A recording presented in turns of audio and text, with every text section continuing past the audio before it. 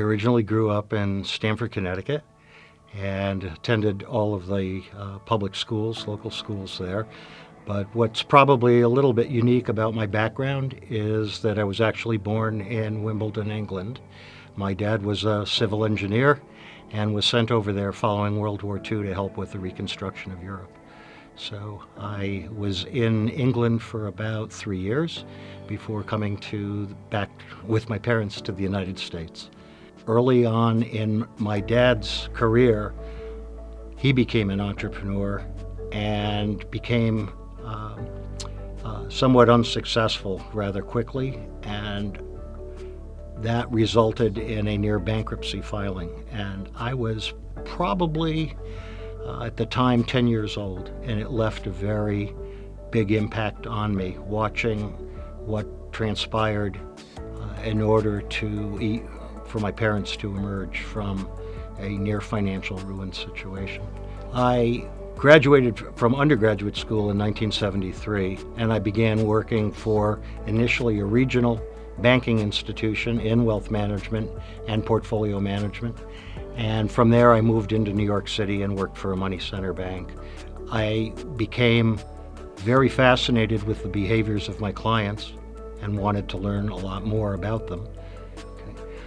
I began pursuing a PhD in personal financial planning in 2009 at Kansas State University. As we say in our program, money is one of probably the two topics that really isn't discussed in a family environment when children are young. And this is a topic that is of vital importance today. The whole financial world has become substantially more complicated.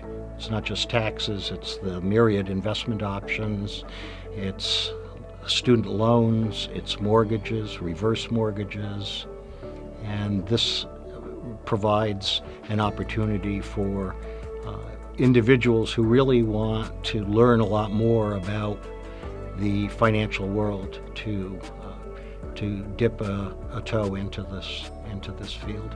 And specifically what I find in working with a lot of graduate students today, which is my primary teaching focus, is that many are gainfully employed. They don't have the ability to interrupt their professional career in order to go back to school on a full-time basis. And so online teaching provides a great opportunity to envelop not only people from around the United States, but also to serve military personnel who may be deployed outside of the United States, and to help second career individuals as well get established. Even though an online class is largely asynchronous in nature, I begin a semester by communicating via both video and written word how important their success is to me. And that because we're working in an asynchronous environment, it becomes difficult for me to know automatically how well they are assimilating the information. So I encourage them to be courageous, to let me know when they are finding any particular topic that we're covering difficult. I want to hear from them. I will probe with questions throughout the semester on the discussion board, and that enables me to really assess beyond more formal assessments how well they're mastering the vocabulary, the concepts, whether they are able to apply them. So I want them to be successful. When they come out of the University of Georgia with a Master of Science in personal financial planning, that is a pedigree which should enable them to be very successful in the practitioner world. And to the extent they can learn as much as possible from us while they're here, figuratively on campus, I want them to have that type of an experience.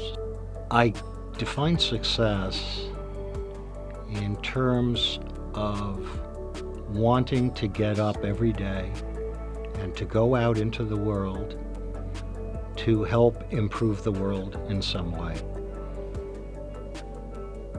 Having energy, having a commitment to something that an individual loves doing and doesn't consider it to be a chore, to me, is a successful person, a successful individual.